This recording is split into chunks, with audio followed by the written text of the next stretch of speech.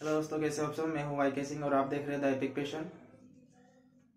आज हम देखेंगे क्रोनिक ऑब्स्ट्रक्टिव पल्मोनरी डिसीज।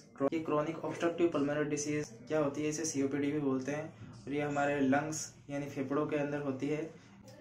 ये क्रोनिक डिसीज होती है और इसमें हमारे लंग्स की जो एल्वेलाई होती है वो डैमेज हो जाती है और हमारे सांस लेने में बहुत प्रॉब्लम आती है। इसमें क्रोनिक ऑब्स्ट्रक्टिव पल्मोनरी डिसीज, इसमें 4 डिसीज इंक्लूड होती है। इसके बारे में डेफिनेशन देखते हैं। Chronic obstructive pulmonary disease, chronic obstruction of the flow of the air. इसमें क्या होता है कि जो हमारा एयर फ्लो होता है उसमें क्रोनिक ऑब्स्ट्रक्शन हो जाता है और through the airway out of the lungs. Through the airway ये क्या होता है, हमारे जो ट्रेकिया हुआ, ब्रोंकाई हुआ, ब्रोंकियल्स हो गया, एयरवे होता है। थ्रू द एयरवे या out of the lungs which is progressive and irreversible. इसमें क्या होता है कि ये प्रोग्रेसिव होती है और इरिवर्सिबल होती है। इसमें ट्रीटमेंट चलता है क्रोनिक ऑब्स्ट्रक्टिव पल्मोनरी डिसीज में। इसे रिवर्स नहीं कर सकते, लेकिन जो ट्रीटमेंट एंड मेडिकेशन के थ्रू हम पेशेंट की जो क्वालिटी ऑफ लाइफ है उसको हम बढ़ा सकते हैं। सीओपीडी में 4 डिसीज इंक्लूड होती है। देखते हैं कौन कौन सी है। एम्फाइसीमा। एम्फाइसीमा में क्या होता है, जो हमारी एल्वेलाई होती है, हमारे लंग्स की जो एल्वेलाई होती है उसके जो इलास्टिसिटी का गुण है वो खत्म हो जाता है। जो लंग्स का एंटीरियर पोस्टीरियर डायमीटर होता है वो भी इंक्रीज होता है। और क्या होती है कि एम्फाइसीमा हमारे रेस्पिरेटरी जो यूनिट होती है एल्वेलाई को अफेक्ट करती है और जो इलास्टिसिटी का गुण खत्म हो जाता है। इसमें क्या होता है कि जब इनहेल करते हैं एयर को, ऑक्सीजन को, और जब CO2 को जब एक्सहेल करते हैं तो जो CO2 होती है हमारी एल्वेलाई में अटक जाती है और वो बाहर क्या होता है, एक्सपेल नहीं कर पाते। इस वजह से इसे एम्फाइसीमा बोलते हैं। इसमें दूसरी है क्रोनिक ब्रोंकाइटिस। क्रोनिक ब्रोंकाइटिस में क्या होता है, inflammation of the lining of the bronchial tubes. जो ब्रोंकियल ट्यूब्स होती है ये, इनकी जो लाइनिंग होती है इनके ऊपर इन्फ्लामेशन हो जाती है, इसलिए इसे क्रोनिक ब्रोंकाइटिस कहते हैं। ड्यू टू इरिटेंट्स जैसे स्मोकिंग हो गया, एयर पोल्यूशन हो गया। क्रोनिक ब्रोंकाइटिस में क्या है कि साल में 3 महीने से अधिक अगर कफ रहता है, प्रोग्रेसिव कफ रहता है, तो इसे हम क्रोनिक ब्रोंकाइटिस मान सकते हैं। क्रोनिक ब्रोंकाइटिस का मेन कॉज क्या होता है कि इसमें स्मोकिंग रहता है। तीसरा आएगा अपना इरिवर्सिबल अस्थमा। इरिवर्सिबल अस्थमा में क्या होता है कि एक कॉन्ट्रैक्ट हो जाता है और इन्फ्लामेशन हो जाती है जो हमारे जो एयरवे होता है उसके अंदर, और जिसकी वजह से बहुत ज़्यादा एक्सेसिव म्यूकस प्रोडक्शन होने लगता है और अधिक म्यूकस सीक्रेट होने लगता है। किसी एलर्जन के अगेंस्ट, जैसे पोलन हो गया, किसी भी चीज़ से एलर्जी हो गई सांस लेने में, तो उसमें क्या होता है कि किसी टॉक्सिन्स के एंटर करते ही वो हाइपर रिस्पॉन्सिवनेस दिखाएगा। ब्रोंकाइक्टेसिस। ब्रोंकाइक्टेसिस में क्या होता है कि म्यूकस स्टिक्स टू ब्रोंकाई। इसमें जो म्यूकस होता है वो ब्रोंकाई से चिपक जाता है और जिस वजह से म्यूकस स्टिक हो जाएगा और उस वजह से इन्फेक्शन होने लगेगा और इन्फ्लामेशन होगा उस पर। एम्फाइसीमा देखते हैं। एम्फाइसीमा में होता क्या है, long term irreversible progressive disease होती है। ठीक है, long term irreversible progressive disease of lungs that affect the respiratory unit. Lungs में किसको अफेक्ट करेगी ये, रेस्पिरेटरी यूनिट को। रेस्पिरेटरी यूनिट क्या होती है, रेस्पिरेटरी यूनिट आपको पता होना चाहिए, एल्वेलाई होती है। एल्वेलाई में क्या होता है कि ये decrease elasticity of the alveoli. जो हमारी एल्वेलाई होती है ये एल्वेलाई है।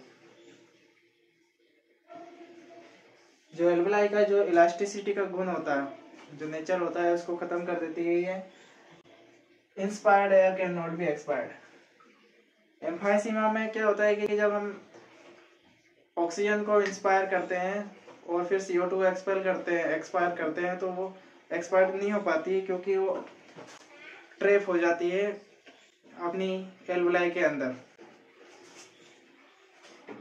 इसमें एयरवे कोलैप्स हो जाते हैं, बैरल चेस्ट होता है। बैरल चेस्ट में एम्पेयर्ड गैस एक्सचेंज, तो गैस एक्सचेंज होता है। इलास्टिन फाइबर अगर नहीं होंगे हमारे एयरवे के अंदर तो ये क्या होता है कि एयरवे कोलैप्स हो जाएंगे। ब्रोंकियल्स कोलैप्स होने पर एयर ट्रैप हो जाएगी और जिसकी वजह से एयर सैक्स जो इनलार्ज हो जाएंगे, जिससे चेस्ट के साइज पर इफेक्ट पड़ता है, वो इनलार्ज हो जाएगा, एंटीरियर पोस्टीरियर डायमीटर बढ़ जाता है इसमें। एम्फाइसीमा के इटियोलॉजी में अल्फा 1 एंटीट्रिप्सिन डेफिशिएंसी की वजह से एम्फाइसीमा ज़्यादा होता है। इसमें जेनेटिकली भी होता है अल्फा 1 एंटीट्रिप्सिन डेफिशिएंसी।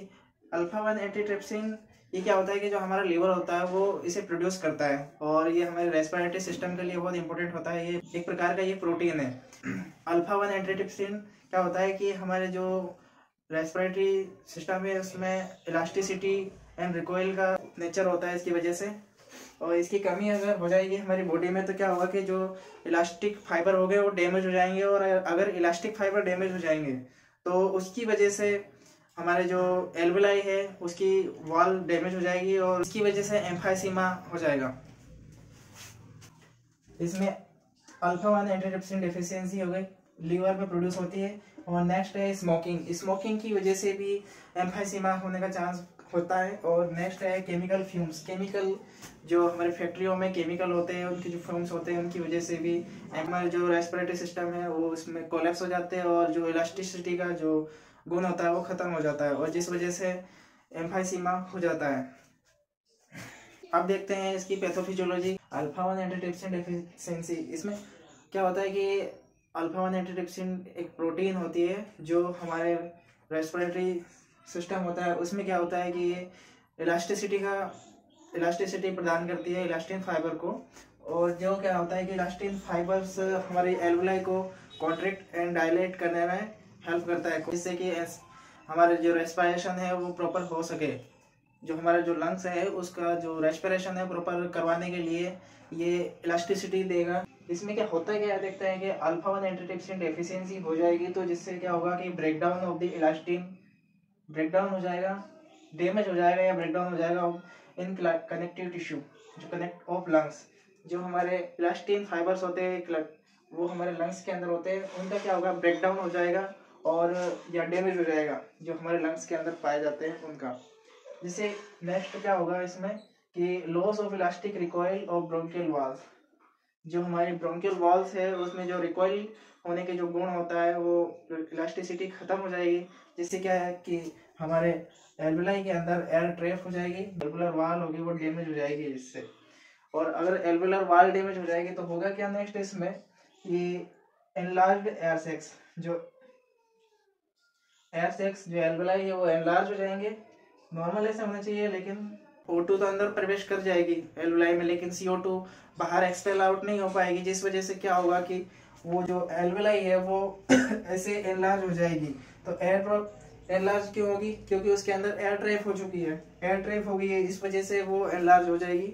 और नेक्स्ट क्या है कि एम्पेयर्ड गैस एक्सचेंज। जो गैस एक्सचेंज नॉर्मल होना चाहिए वैसा नहीं हो पाएगा, और गैस एक्सचेंज एम्पेयर्ड हो जाएगा और हमारी बॉडी में ऑक्सीजन की कमी हो जाएगी।